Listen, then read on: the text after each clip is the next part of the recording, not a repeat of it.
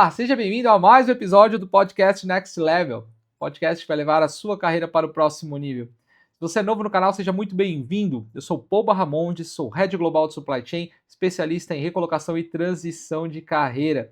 No episódio de hoje, a gente vai fazer um programa completamente diferente. A gente pegou a maioria das dúvidas das pessoas em relação à recolocação e transição de carreira e eu chamei o grande Paulo Bispo para vir junto comigo responder essas perguntas para você.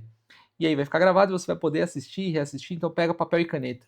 Mas antes eu quero que você se inscreva no canal, ative as notificações, curta, comente e compartilha. 70% das pessoas que acompanham o canal não são inscritas. Isso nos ajuda a crescer e levar cada vez mais essa mensagem para as pessoas.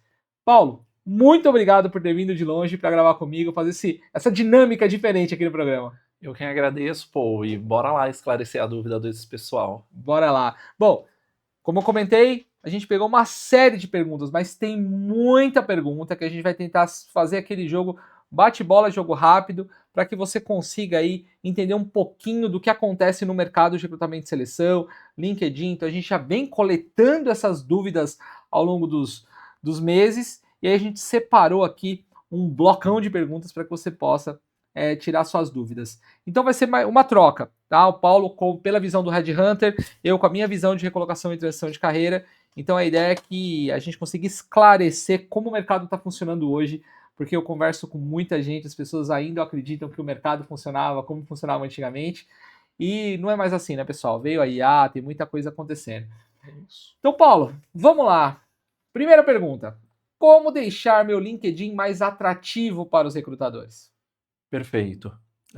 Eu diria que um perfil completo, então com foto, banner, o descritivo, né, da sua carreira ali, muito claro, conciso, que traga o impacto que você gerou pelas suas experiências anteriores. Traga exatamente uma foto, é como se fosse um portfólio, onde você traz seus grandes resultados, suas grandes realizações e a sua contribuição para o mercado como um todo. Mas é importante, para deixar o seu LinkedIn atrativo, é presente e futuro. O passado vai projetar o futuro. Então, uma das coisas para mim que é muito importante, que é, eu tenho que fazer o meu perfil para quem está contratando. Eu dou muito esse exemplo. É como se você entrasse numa concessionária da General Motors para comprar um Onix e a pessoa tenta te oferecer uma Tracker. Sim. Só que você não quer uma Tracker, você quer um Onix. E a pessoa fica tentando empurrar algo que você não quer. Esse é o maior erro das pessoas no LinkedIn. Quer deixar o seu perfil atrativo?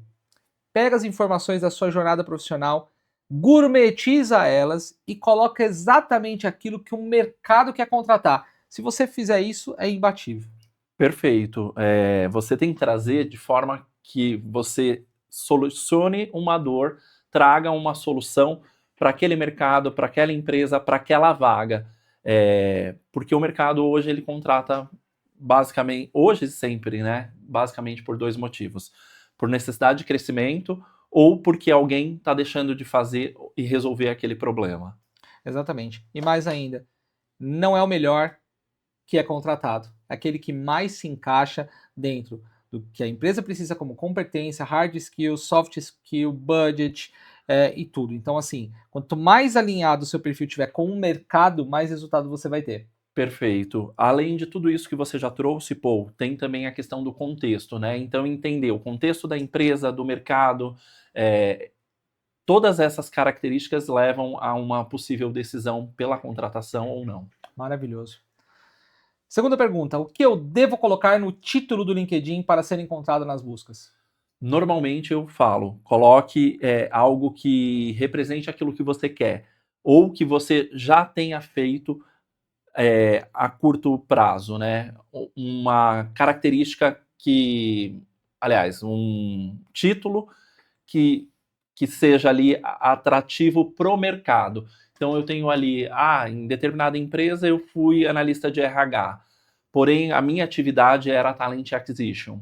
Então eu vou pôr Talent Acquisition e não aquilo que foi atribuído pela empresa. E aí são palavras-chave, né, que a gente chama, que vão te auxiliar a ranquear ali no momento que eu, recrutador, vá fazer a busca em qualquer ferramenta de mercado, em qualquer job board aí. Perfeito. E uma coisa que o Paulo trouxe agora são palavras-chave, e uma das as perguntas que mais me fazem é, pô, quais as palavras-chave que eu devo colocar no meu perfil? E o título, ele tem que ter uma composição de palavras-chave, porque é um algoritmo booleano, né? Então ela vai fazer somatórias de palavras-chave a partir de uma busca. Mas não existe palavra-chave mágica que o mercado vende, que coloca as palavras-chave corretas. As palavras-chave, elas já existem, estão nas vagas. Então identifica as vagas que você quer se candidatar, pega essas vagas e estuda elas, faça uma boa análise, extrai as palavras-chave e coloca dentro do seu título, do seu perfil, você vai ter muito resultado. Não vai na onda de pessoas que falam, coloca essa palavra-chave que mudou e eu tive resultado. Isso não funciona. Pode ter funcionado para ela, mas não significa que vai funcionar para você. Exato, não existe receita de bolo. Essa é a melhor estratégia. Quando você analisa o mercado, a vaga e chega a um denominador comum. Espetacular. Essa eu não vou responder porque eu quero que a resposta seja de um headhunter. Devo colocar em transição de carreira no meu perfil do LinkedIn? Jamais. Eu, basicamente, nunca procurei ninguém que estivesse em transição de carreira, tá? O que eu costumo responder é, pessoas que me procuram para uma transição, é pegar habilidades que são transferíveis daquela atividade que você já fazia para esse novo mercado. E aí você se colocar como alguém que já tenha habilidades, competências e conhecimento, né, dentro desse mercado onde você quer se inserir. Maravilhoso. Tem muitas empresas no mercado que falam para colocar em transição de carreira. Na teoria, isso seria lindo. Por um outro lado, isso pode gerar dúvida do porquê você está em transição de carreira. Isso vai me gerar mais dúvida do que a sua história ali no LinkedIn contada pela experiência. Então, eu particularmente nunca recomendo. Com que frequência devo postar no LinkedIn para gerar visibilidade? Agora a gente vai responder essa em dois vieses: um recrutador e uma pessoa que utiliza o LinkedIn como premissa básica de carreira. Perfeito. Eu diria que depende muito do tipo de conteúdo que você quer criar, depende muito da sua audiência, é sempre multifatorial. Então, o próprio LinkedIn tem ali uma média de 3 postagens, né, semanais. No entanto, já tive alguns dos mentorados que conseguiram bons resultados com um número menor, mas com mais profundidade. Isso é bastante relativo de acordo com o mercado, com o público e com uma série de outras variáveis. Vou falar pela perspectiva do algoritmo. Se você utiliza mídias sociais, você vai perceber que a mídia social ela se movimenta por conteúdo. Então, a geração de conteúdo ela é obrigatória, tá? Ela é obrigatória para que você seja encontrado. Se você abrir seu LinkedIn e for lá nos analytics, nas análises, você vai perceber que você é encontrado num determinado percentual por publicação. No meu, por exemplo, o algoritmo me entrega muito mais quando eu faço publicação do que quando eu não faço. Então, fazer publicação, ela sim, ela é necessária. Agora, com que frequência? Depende.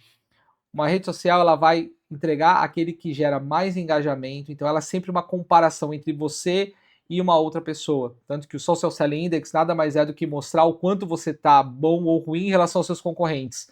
A frequência, você tem que postar mais do que o seu concorrente. Foi o que o Paulo comentou aqui. Então, eu conheço gente que posta uma vez por semana e tem muito resultado. Eu conheço gente que posta todo dia e não tem resultado. Vai depender da sua audiência, vai depender da sua entrega, vai depender da interação, vai depender do quanto o seu conteúdo ajuda. Tanto que a premissa do LinkedIn é publique conteúdo útil para se tornar um líder inovador no seu setor. Então, se o seu conteúdo não ajuda ninguém, você faz aquele conteúdo raso, informativo, de nada adianta. Tá? Então, publicar é importante. Agora, a frequência vai depender muito da sua rede. Mas eu vou te dar uma dica. Começa com 3 vezes por semana se você está buscando uma recolocação. Se você está em transição de carreira, umas 2 vezes por semana, você já vai ver uma boa diferença e muito resultado. Perfeito. Uma próxima pergunta. Preciso fazer conteúdo no LinkedIn? O que eu devo falar? Então, aqui a gente já falou da necessidade. Sim, precisa. Frequência, já dei uma dica aqui para vocês. Mas o que eu devo falar, Paulo? Eu iria muito no viés de uma resposta anterior a outras perguntas, né? De que forma que eu resolvo o seu problema quanto gestor? De que forma que eu contribuo como profissional para resolver uma dor, para trazer soluções e para, de fato, mudar o ponteiro sobre uma palavrinha que é mínima, mas que faz total diferença no mercado de trabalho, que é o ROI. Então, quanto eu contribuo para que esse ponteiro aumente, né? Para que esse retorno sobre o investimento chegue. Então, é isso.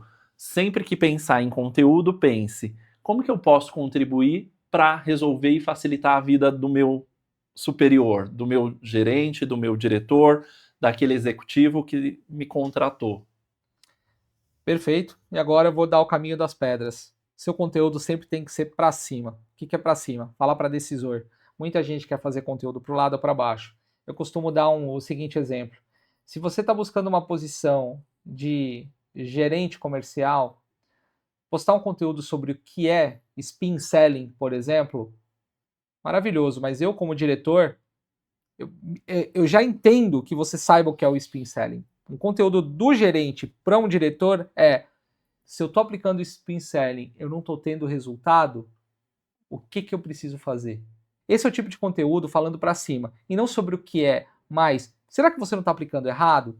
Será que o spin selling é a melhor ferramenta de vendas para você? É esse tipo de reflexão que você tem que fazer para cima. E as pessoas Perfeito. acabam fazendo muita publicação para os lados ou para baixo, que quando eu vou fazer uma análise eu falo assim, vende um produto, você tem uma audiência que compraria, por exemplo, entra no Amazon, cria um link, coloca o livro Spin Selling, dá uma dica, coloca o link lá, a pessoa compra e você vai ganhar alguma coisa com isso, você vai ter muito mais resultado do que uma recolocação e transição de carreira. Desculpa a honestidade, mas é a É verdade. isso. Sim. E mais ainda, eu vou além.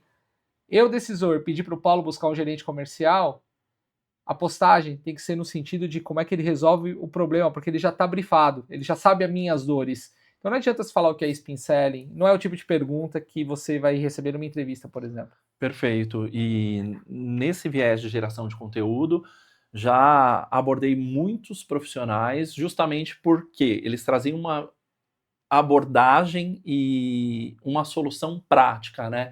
Real, aplicável, escalável, dentro de uma necessidade do negócio, de uma posição ou de um gestor. Bom, vamos lá, vamos para a próxima pergunta. Como chamar a atenção dos recrutadores de forma estratégica?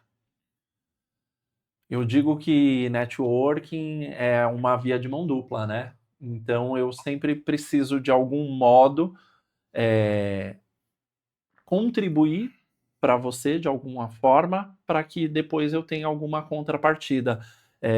Não que necessariamente todas as vezes que eu interagir contigo eu precise que você me retribua algo em troca, mas se posicionando de forma profissional, se colocando à disposição desses recrutadores, inclusive para auxiliar com indicações, numa curtida, num comentário, em algo que traga uma solução, seja através de um perfil profissional, seja através de contribuições, de insights, dicas, enfim, mas sempre trazendo, agregando valor de fato para aquele headhunter, para aquele recrutador, para aquela pessoa. Perfeito, e eu adicionaria o seguinte: como chamar a atenção dos recrutadores de forma estratégica? E aí eu vou dizer o que eu fiz ao longo da minha carreira e faço até hoje. Todo recrutador ele tem um interesse, que é fechar a vaga o mais rápido possível de forma mais assertiva, porque ele gera confiança do decisor e ele vai tendo mais oportunidades, cada vaga que aparece. Não. Então é importante que você faça com que ele veja em você um grande potencial de ter ali como as pessoas estratégicas para a movimentação. No primeiro podcast que eu fiz com o Paulo falou isso. Eu tenho aquelas 10 pessoas que são chaves para mim. E eu estou sempre me comunicando com elas para saber onde elas estão, porque eu sei que se aparecer uma vaga com aquele perfil, eu sei que eu vou fechar aquele perfil. O recrutador ele precisa de velocidade, pessoal. Mais do que velocidade, até assertividade. Então, quanto mais você mostrar para ele que você é interessante, que você é estratégico para ele, e que caso a vaga não seja para você, você possa indicar alguém, que eu ganhei muito headhunter na minha carreira, que ele vinha até mim e aí eu dava uma indicação. Só que aí depois ele começava a me pedir indicação para as outras, porque ele via que a minha rede era interessante para ele. Pô, você tem. E até hoje tem muita gente que chega para mim, vou dar um exemplo, aconteceu isso recente. O headhunter pediu uma indicação, eu indiquei, a pessoa vai fazer a entrevista, a coisa está evoluindo. Ou seja, ele tem que entender você como uma pessoa estratégica para que ele possa ganhar velocidade. Perfeito. Se você fizer isso, você vai ter um monte de headhunter falando com você o tempo inteiro. É exatamente isso. Dessas pessoas que você falou, menciona, né, que eu trouxe na participação anterior, é exatamente esse o ponto. São pessoas que, se elas não puderem me atender e entrar para o meu processo, elas vão me trazer indicações e bons perfis para que eu consiga ganhar velocidade e consiga fazer a melhor entrega possível. Excelente. E o que os recrutadores mais valorizam em um currículo executivo? Eu diria que assim, é o impacto e o resultado que você trouxe nas suas experiências anteriores. Porque existe uma máxima que o comportamento passado prediz o futuro. Então,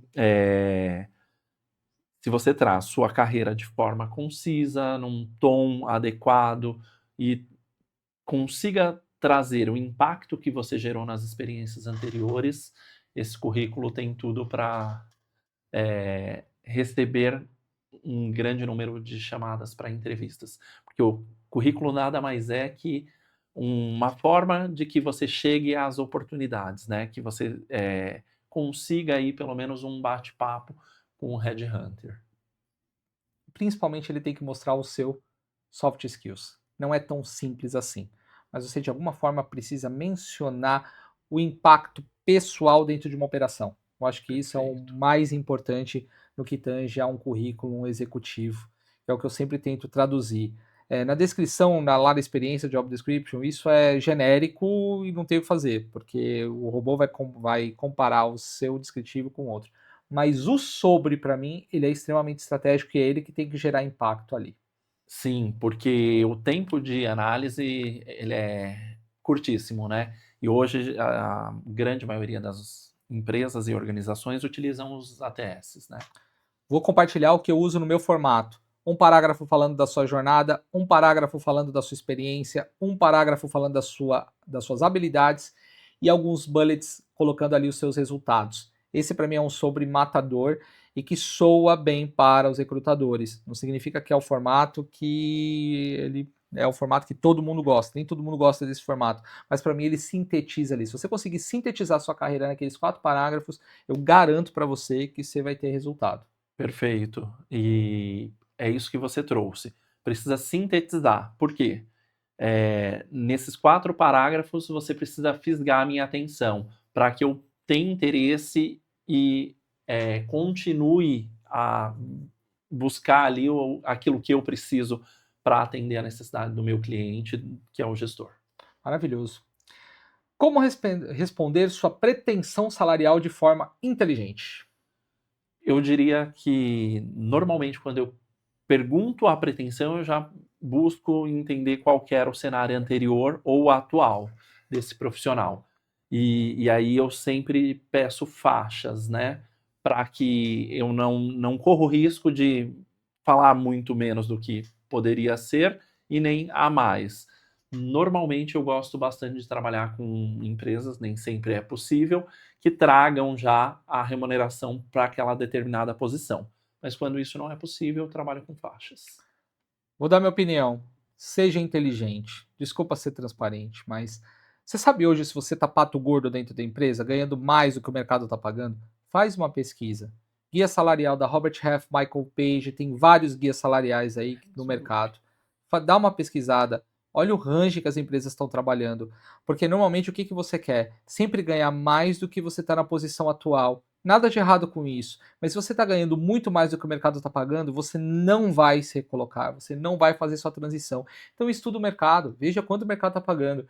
A média salarial do mercado diminuiu, não adianta você querer pedir 50% a mais do que o mercado está pagando. Então, para mim é sempre o seguinte: olha a média salarial do mercado, define a faixa que para você é factível seta aquele salário e coloca como pretensão, porque eu tenho certeza que a empresa ela vai fazer essa pesquisa. Então eu tenho uma vaga de uma pessoa que estava ganhando aqui na empresa X, eu vou olhar o que o mercado está pagando para essa faixa salarial. E o Paulo, que é o headhunter, vai vir negociar comigo e falar assim: olha, dentro desse budget aqui que eu preciso trabalhar, você não vai encontrar profissional sênior, por exemplo. Ele é o advogado ali que vai olhar e saber as dificuldades do mercado. Então, se você não fizer essa pesquisa, você vai errar a pretensão. E sabe o que vai acontecer? Eles vão mandar uma mensagem para você, vão colocar o seguinte: a qual que é a sua pretensão? E sabe o que vai acontecer? Ele não vai entrar em contato com você. Vou até pedir para o editor colocar um cardzinho aqui de uma empresa que me procurou para justamente me perguntando. Eu falei, olha, salário para mim não é importante, eu quero desafio. Mas ela falou, sei que o desafio é importante, mas me dá a sua pretensão. Ou seja, ela vai querer saber para saber se ela vai evoluir para uma entrevista ou não. Tá? Então é muito importante que você estude o mercado, porque senão você vai falhar e nesta falha você vai perder uma oportunidade que ela pode ser muito interessante. Sim, perfeito, Paul. Pergunta de $1 milhão. Por que os recrutadores não me dão retorno mesmo após entrevistas boas? Normalmente, o que acontece é um grande volume de trabalho e uma necessidade muito grande de velocidade na resposta, né? E nessa contratação. E aí, o número de candidatos, às vezes, é grande também. E aí eu posso, a depender de cada um, né? Deixar esse candidato de stand-by para futuras oportunidades, e aí não comunicar isso de imediato, porque eu não sei se a pessoa vai performar ou não, aquela que foi contratada, e pode ser que, de fato, o recrutador se perdeu no processo e não se organizou para o feedback dos que não foram aprovados. Tem aí inúmeras possibilidades, tá, Paul? Mas as mais comuns são essas que eu mencionei. E normalmente nos meus processos eu sempre, para aqueles que entraram para o processo, tá? Então que eu conversei ou que chegaram à etapa com o gestor, eu sempre trago retorno, seja ele positivo ou não. A falta de retorno é por conta de demanda, pessoal. Às vezes o recrutador ele não tem a resposta da empresa, pode acontecer uma série de coisas. Eu sei que nada justifica deixar você a par de como está o processo, mas um recrutador nunca está trabalhando com uma vaga só, ele está trabalhando com várias, e muitas vezes ele não consegue ali manejar as demandas. Então, assim, é o que eu sempre falo. Assim como você, qualquer um que você encontra na vida está lutando uma batalha que você não sabe nada a respeito. Eu não sei o que ele está vivendo para não dar resposta. Eu tenho que ser estratégico para tentar tirar um feedback do recrutador, mas por um outro lado, se a resposta não vier, respira e vamos continuar o processo, vamos continuar atrás, vamos atrás. Não fica, vejo que muita gente fica remoendo a falta de resposta, fica até chateada, brava, mas, gente, eu também não consigo responder a todas as mensagens que me mandam no tempo que eu gostaria, pela quantidade de mensagens e coisas que eu faço. Perfeito. Então, não fica chateado porque não consegue. Entende que é parte do processo e vida que segue, bora trabalhar. E assim, eu uso esse parâmetro para minha vida, para minha carreira, que se você for aprovado, eu sou o maior interessado em fazer contato contigo e seguir nesse processo admissional até, enfim, que você esteja de fato trabalhando. Então, se você não negociou um período ali para resposta, passou muito tempo e você não foi atrás ou o recrutador também não te deu esse retorno, o meu conselho é siga buscando. Siga buscando, é isso aí. Vale a pena abordar um recrutador diretamente no LinkedIn? Como fazer isso? Sempre vale a pena. O como depende muito do nível que você tem com aquele recrutador. Se for alguém que estou me conectando hoje, por exemplo, vou me conectar a você, não te conheço, pô. Então, vou abordá-lo falando quem sou, qual que é a minha intenção naquele contato, e aí normalmente eu oriento que você não apenas conecte, e sim gere aí, busque gerar, né, conexões reais e genuínas. Caso isso não tenha reciprocidade, ok, vamos para o próximo. Havendo essa reciprocidade, chamaria ele para 15 minutos de papo para ver como eu poderia auxiliá-lo e contribuir para o momento e para a carreira dele. seja através de uma indicação, seja através de trocas daquele segmento ou mercado, e a partir daí, gerando esses retornos, né, e essa via dupla de comunicação, em algum momento falar, estou ativo no mercado e buscando oportunidades. Você tem alguma oportunidade que se encaixe ou se enquadre, que eu possa te ajudar? Eu acho que essa é a melhor forma. Agora eu vou falar pelo lado da ferramenta. O LinkedIn, ele tem uma forma de cálculo que é uma taxa de resposta em relação às mensagens que você manda. A primeira coisa é, visita o perfil do recrutador e entende o quão ativo ele é na ferramenta. Porque se você vê que ele é um recrutador, que ele não faz postagem, que ele não interage, que ele não curte, isso você consegue ver no perfil dele. Não adianta você mandar uma mensagem que a chance dele te retornar é menor. Porque o recrutador, muitas vezes, ele contrata o LinkedIn Recruiter. Em vez de ele usar o LinkedIn para poder fazer análise, ele vai usar o Recruiter para fazer as buscas assertivas dele. Então, se ele usa mais o Recruiter como base e não o perfil principal, ou ele usa o perfil principal só para fazer só para fazer as buscas proativas, mas ele não mexe na ferramenta, a chance de você ter uma resposta é muito baixa. Então eu vejo que muitas vezes a pessoa manda muita mensagem e não tem retorno, mas não tem retorno não porque o LinkedIn ou que a pessoa não quer, porque ela não é ativa. Então, vamos usar a ferramenta a nosso favor. Olha se a pessoa é ativa. Se ela é, a sua taxa de resposta ela vai ser maior. E claro, por trás de tudo isso tem a pessoa. Às vezes a pessoa ela não é de responder. Então tem vários fatores que a gente tem que considerar, mas eu garanto para você que a sua taxa de resposta ela vai ser maior se e somente se você fizer uma análise do perfil e ver que a pessoa ela tem esse perfil de responder.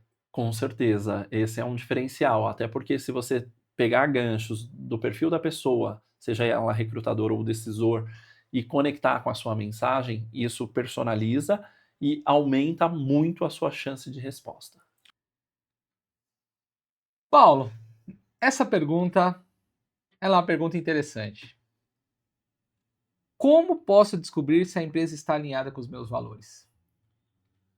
Eu costumo dizer que perguntando, fazendo perguntas de sondagem, né? E aí tentando entender o motivo, por que que essa vaga foi aberta, é, da mesma forma que você é questionado ao longo da entrevista, eu costumo dizer que perguntas inteligentes também fazem com que você seja considerado nesse processo, e aí tentando entender o motivo da abertura daquela vaga, se é uma substituição, o que que fez, né, com que essa vaga fosse aberta ou não.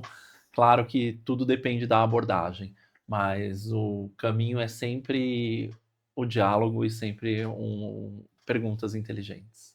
Olha que interessante, essa visão de um headhunter é maravilhosa. Mas eu vou falar por mim, Paul, que contrato e sou contratado. A questão é, a empresa pode ter os melhores valores do mundo. A maior questão é que você tem que entender o valor de quem está te contratando. Porque no final do dia, é ela que vai decidir o seu futuro dentro da organização ou não.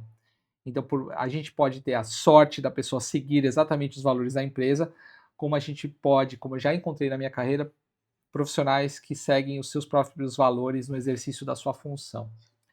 Então, eu tomei uma decisão na minha vida. Eu não trabalho mais para a empresa. Eu trabalho para a pessoa que está me contratando. Porque ela vai ser determinante para o meu futuro e meu sucesso dentro da organização ou fora dela. Então, assim, olhar tudo isso que o Paulo falou é maravilhoso. Olha os valores da empresa, alinha, faz pergunta. Mas explora bem os valores de quem está te contratando. Porque se der esse desalinhamento, vai ter burnout, você vai ficar desmotivado, você não vai ter a plena certeza que aquele lugar é para você, você vai estar deslocado. Então, alinhe os valores da empresa, mas também tente entender os valores de quem está te contratando, porque pode ser que dali você tenha muita dificuldade dentro da empresa e o que pode ser uma solução, que é o seu próximo emprego, pode ser algo bem prejudicial para a sua saúde mental se você não entrar no lugar que tem uma pessoa que está alinhada contigo, tá bom? Então, dica. É isso, alinhar os valores. Seu gestor empresa, essa é a dica matadora. E agora vem uma pergunta que para mim ela é fundamental. Eu agradeço quem mandou essa pergunta. Se você quiser mandar perguntas, pode mandar, que a gente vai ter sempre esses Tira Dúvidas com Red Hunter aqui. Bom nome pro programa, né? Tira Dúvidas com Red Hunter. Vai ser bom essa série que a gente vai fazer aqui. Perfeito. Mas é uma pergunta que sempre fazem. Por que eu estou sendo chamado para poucas entrevistas mesmo tendo um bom currículo? Depende muito do seu posicionamento, né? E o currículo, hoje em dia, foi substituído pelo LinkedIn, e o LinkedIn deve ser estratégico, deve ser conciso, claro, e trazer seu posicionamento. Da mesma forma que o currículo era utilizado como um convite às entrevistas, o seu LinkedIn ele deve ser atrativo e gerar valor para que a gente possa convidá-lo. Paulo trouxe de uma forma bem gourmetizada e linda. Agora eu vou trazer a realidade dura. Por que eu não estou sendo chamado para poucas entrevistas? Por que eu estou sendo chamado para poucas entrevistas, mesmo com um bom currículo? Você está tentando vender algo que as pessoas não querem comprar. Em resumo, é isso. Desculpa a franqueza. Ajusta o seu perfil para o que a pessoa quer contratar. A pessoa quer entupir o LinkedIn com coisas de que não é viável para a empresa. Lembra, é ela que está contratando. Então, você quer ser chamado para muitas entrevistas? Vende exatamente o que a empresa quer comprar. Não mais, não menos. No mercado overqualified é um problema. Ter pouca qualificação também é um problema. Seja aquilo que a empresa quer contratar e desenvolve lá dentro. Aí você mostra todo o seu potencial lá dentro quando você for contratado. Desculpa a franqueza, mas é a realidade. Eu vejo muitas pessoas que tentam vender algo que as empresas não querem. São boas, são as melhores, mas tem pessoas que não são tão boas quanto você, contratadas, sendo contratadas, fazendo entrevista. Então, para mim, ajusta porque a empresa quer contratar. Cara, é matador. E aí, se você tiver que mostrar que você é bom, mostra lá dentro. Então, desculpa a honestidade, mas a verdade precisa ser dita. É isso. Excelente colocação, Paul. Porque, inclusive, eu falo sempre, né? Você não pode ser maior nem menor que a cadeira. Você tem que ser ideal. Boa colocação. Como adaptar meu perfil para oportunidades em setores ou cargos diferentes? Vamos lá. Então, se eu quero buscar algo diferente daquilo que eu tenho, eu preciso mostrar competências, habilidades, conhecimentos de acordo com aquela cadeira e posição que eu almejo. Para mim, é isso. Normalmente, quando você é promovido, é que você já tem atitudes e ações e resultados que te colocam nessa posição. Eu vou falar o que eu fiz. Já migrei por diversos segmentos. Quando você vai para um processo, você tem que conhecer mais o segmento do que tem que estar te contratando. E ele tem que ficar com a pergunta: pô, se você conhece tanto, como você nunca atuou? Então, fazer um bom estudo do segmento e do setor, ajustar sua narrativa para esse setor e estar preparado para conhecer mais desse setor diferente que você trabalhou do que a própria pessoa que está te entrevistando. Se você fizer isso, é sucesso. Sim. Como explicar uma demissão ou um período de transição sem parecer desvalorizado? Normalmente, eu utilizo essa pergunta para entender, né, o motivo de saída, e é o principal temor dos candidatos. E aí o que a gente precisa entender é o que você vem buscando a partir dessa experiência, ponto. Então, traga para mim indícios do que você está buscando e daquilo que você pode contribuir de agora em diante. Responder de forma segura, clara, objetiva é sempre o melhor caminho. Perfeito. E sempre tentar atenuar. Você foi demitido ou uma transição, o outro lado, a empresa, ela não vai ligar para outra empresa para saber por que você foi demitido ou não. Ela vai acreditar naquilo que você está falando. Então, o que você falar tem que ser muito convincente. Essa história tem que estar muito bem amarrada. Eu não estou dizendo para você mentir ou não ser íntegro na hora de contar a demissão, mas você estar seguro do que você fez, do que você poderia ter feito, e que muitas vezes é como num relacionamento. Você faz de tudo e não funciona. A segurança ao contar é o que traz mais resultado do que a história em si. Porque se em algum momento você titubear na resposta, você gera uma insegurança do outro lado, ele vai achar que tem alguma coisa ali, e eu prefiro não contratar alguém que me gera dúvida, mas normalmente quando você já traz a narrativa, e eu vou dar uma dica ainda maior. A pergunta que mais se prova no processo seletivo é: me fale sobre você. Quando você começa a contar a sua narrativa, já fala ali para você evitar essa pergunta depois. Se a pessoa perguntar, porque a sua história ainda não deixou claro o motivo. Exato. Então você vai ter que ir ajustando essa narrativa. Mas para mim é tudo uma questão do quão seguro você tá para contar essa história. Se você estiver seguro para contar, eu tenho certeza que, independente do motivo, vai soar bem e eu vou ter segurança de contratar você. Sim. E vamos para a última pergunta. A gente vai fazer uma série com vários programas com o Paulo, respondendo as dúvidas de vocês. A gente tem aqui 60 perguntas, a gente passaria aqui muitas horas. Então, até para não deixar o vídeo muito longo, a gente decidiu fazer em blocos. Tá? Então, nesse primeiro bloco, nesse primeiro episódio do Tira a Dúvida com Red Hunter, a gente vai fazer essa última pergunta, mas tem muito mais por vir. Então, compartilha esse episódio, chama a galera, se inscreve no canal para que a gente possa crescer cada vez mais. Paulo, participar de processos seletivos por consultorias reduz minhas chances de contratação direta? Não necessariamente, tá? Eu diria que acrescenta uma etapa a mais no processo, mas na minha trajetória, inclusive, já fui muito contratado através de consultorias, já fui terceiro e, assim, é uma etapa a mais. Porém, o recrutador ele pode ser seu grande aliado. Basta a sua abordagem, a sua postura, enfim, uma série de fatores que a gente considera. Nada a acrescentar. Eu acho que é isso. A consultoria ela pode te ajudar muito quando o recrutador ele gosta de você, ele entende que você é um bom potencial, ele vai ser o seu advogado dentro da empresa. Então, uma consultoria ela pode ajudar muito. Quando ela é uma contratação direta pela empresa, não diria que reduz ou aumentam as chances. São processos diferentes. No final do dia, são caminhos que você vai ter que seguir, mas com uma consultoria, eu posso dizer que ter alguém advogando a seu favor dentro da empresa é muito positivo. Eu, por exemplo, já tive, quando eu entrei numa das empresas que eu trabalhei, através de um headhunter, né, que eu tinha relacionamento, ele tinha algumas pessoas já em fase final, ele me colocou na frente de todo mundo, eu fui contratado e ele advogou a meu favor, porque ele sabia que eu ia ficar. E eu fiquei por 7 anos nessa empresa, porque deu muito fit cultural. Então, assim, pode ser... são dois caminhos, tá? Ele não anula um, não anula o outro. São dois caminhos interessantes a se explorar. Perfeito, é exatamente isso. Mestre, obrigado. Vamos fazer mais. Sim. Tem muita coisa pra gente falar, mas até pro vídeo não ficar muito longo, obrigado por você ter vindo e obrigado por estrear essa série Tira Dúvidas com Red Hunter para ajudar aí cada vez mais a gente transformar a vida das pessoas. Eu quem agradeço, obrigado e espero aí poder contribuir para a carreira e para a recolocação de todos. Agradeço a sua audiência, agradeço a você que nos acompanha e compartilhe esse conteúdo.